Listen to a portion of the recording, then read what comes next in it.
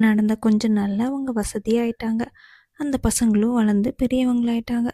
ஆனா, அந்த பசங்க வீட்ல இருக்கவும் முடியலன்னு சொல்லிட்டு, தாங்க வெளியில போய் உலகத்த சுத்தி பார்க்குறோம்னு சொல்லிட்டு, அவங்க அப்பா, அம்மா கிட்ட பெர்மிஷன் கேட்டாங்க. அவங்க அம்மா, அப்பா வெளியில அனுப்ப பயப்பட்டாங்க.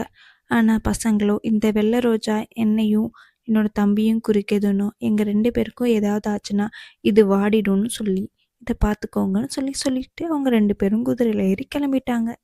அவங்க பொறக்கும்போது பொறந்த அதே தங்க நிற குதிரையில அவங்க 2 பேரும் போயிட்டுருந்தாங்க.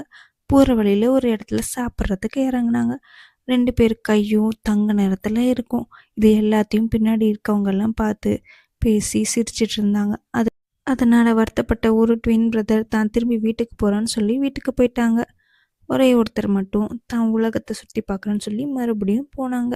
ஆனா அவரோட குதிரையையும், அவர் உடம்பையும் ஃபுல்லா மூடிக்கிட்டாரு.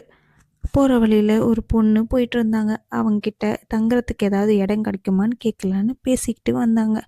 அவங்க பேசுனதுல அவருக்கு அவங்கள ரொம்ப பிடிச்சிருச்சு. உடனே அந்த பொண்ணுகிட்ட தன்னை கல்யாணம் பண்ணிக்கிறியான்னு கேட்டாங்க. அந்த பொண்ணுக்கும் அவர பார்த்த உடனே பிடிச்சதுனால, அவங்களும் சரின்னு சொல்லி சம்மதிச்சுட்டாங்க. அந்த காட்டுலே இருக்கிற பூக்கள வச்சு மோதிரமா செஞ்சு அவங்க கையில போட்டு விட்டாங்க. கல்யாணம் பண்ணிட்டு அந்த பொண்ணு அவங்க வீட்டுக்கு கூட்டிட்டு போனோனே, அவங்க அப்பாவுக்கு இதுல விருப்பமே இல்ல. அந்த பொண்ண அடிக்க வந்தாங்க. அந்த பொண்ணு எல்லாரையும் சமாதானம் பண்ணி கொஞ்ச நேரத்துல ஒத்துக்க வச்சாங்க. அன்னைக்கு ராத்திரி அவர் தூங்கிட்டு இருக்கும்போது அவங்க அப்பா தெரியாம வந்து பார்க்கும்போது, அவர் உடம்பு மட்டும் தங்க நிறத்துல ஜொலிச்சிட்டு இருந்தத பார்த்தாரு. தான் எவ்வளோ பெரிய தப்பு செய்ய இருந்தேன்னு சொல்லி அப்புறம் நினைச்சாரு. ஒரு நாள் அந்த ட்வின் பிரதர் ஒருத்தன் தூங்கிட்டு இருக்கும்போது, திடீர்னு எந்திரிச்சு